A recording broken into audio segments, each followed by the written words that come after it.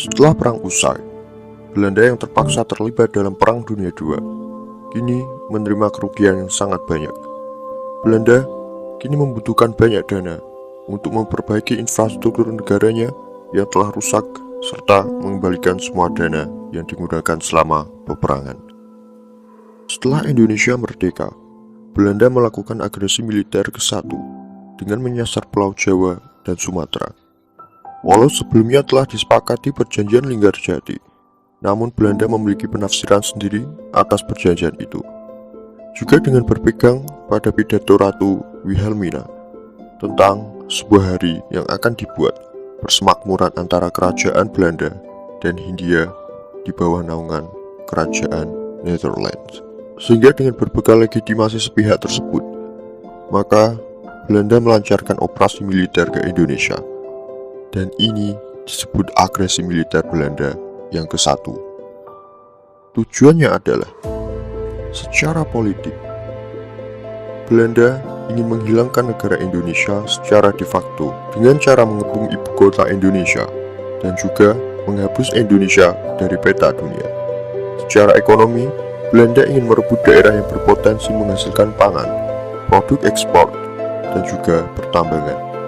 Hingga secara militer, Belanda bertujuan menghancurkan Tentara Nasional Indonesia. Dan yang tak kalah penting lagi bagi keberlanjutan negara Belanda adalah untuk menguasai lagi wilayah jajahnya dahulu dan mengembalikan semua dana akibat kerugian di Perang Dunia II. Berbagai tuntutan hingga kecaman pun datang dari dunia internasional, termasuk dari Inggris dan Amerika. Pihak Belanda mengklaim aksi tersebut merupakan aksi polisionil. Tindakan yang dilakukan merupakan urusan dalam negeri untuk mengembalikan ketertiban umum. Sehingga dengan dalih tersebut, Belanda mengabaikan kecaman-kecaman yang datang dari dunia internasional. Belanda mengakui bahwa dirinya sama sekali saat itu tidak ada ikatan dengan perjanjian Linggarjati.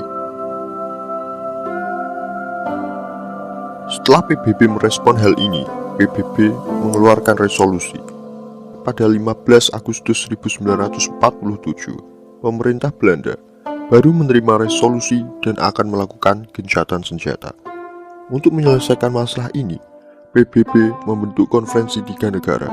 Konferensi 3 negara ini beranggotakan Australia sebagai negara yang ditunjuk Indonesia, Belgia sebagai negara yang ditunjuk Belanda, dan Amerika sebagai pihak yang netral. Langkah ini pun berhasil. Gencatan senjata dilakukan, serta disetujuinya perjanjian Renville. Namun, Belanda berulang melanggar lagi.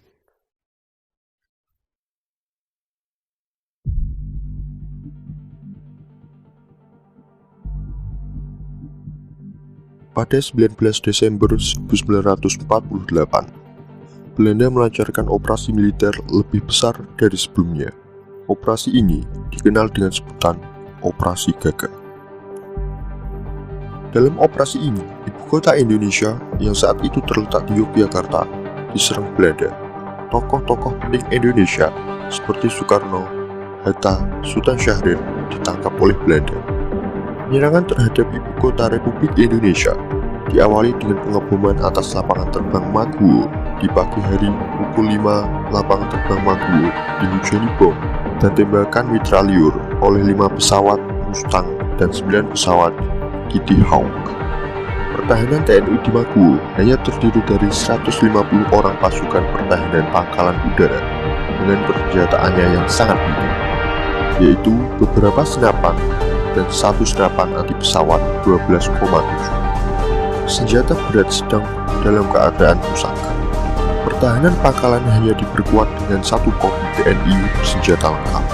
Pukul 6, 15 pesawat Dakota menerjunkan pasukan KST Belanda di atas Maguwo.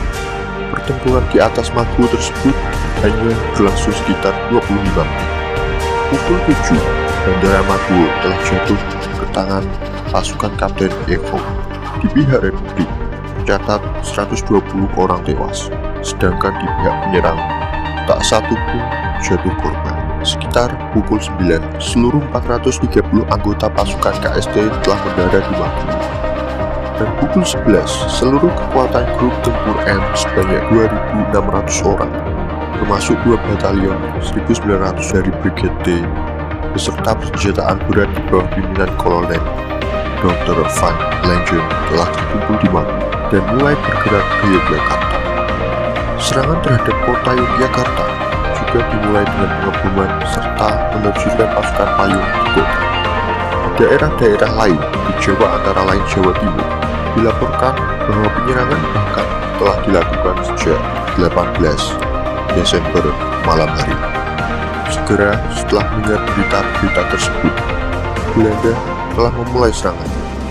Panglima Besar Sudirman mengeluarkan perintah ketat yang dibacakan di radio tanggal 19 Desember 1948 pukul 8 pagi. Waktu saat itu, ibu kota jatuh di tangan Belanda. Pemerintah darurat Republik Indonesia yang diketuai oleh Syarifuddin Prawira Negara membentuk ibu kota di Sumatera. Langkah ini dilakukan untuk menjaga eksistensi Indonesia sebagai negara. Sehingga Belanda yang ingin menghilangkan negara Indonesia secara de facto gagal.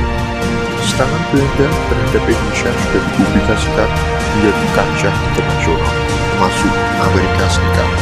Akibatnya, Amerika Serikat memutuskan memberikan dana bantuan mereka kepada Belanda. Amerika Serikat dan Perserikatan Bangsa-Bangsa desak agar segera dilakukan gencatan senjata dan perundingan damai secepatnya.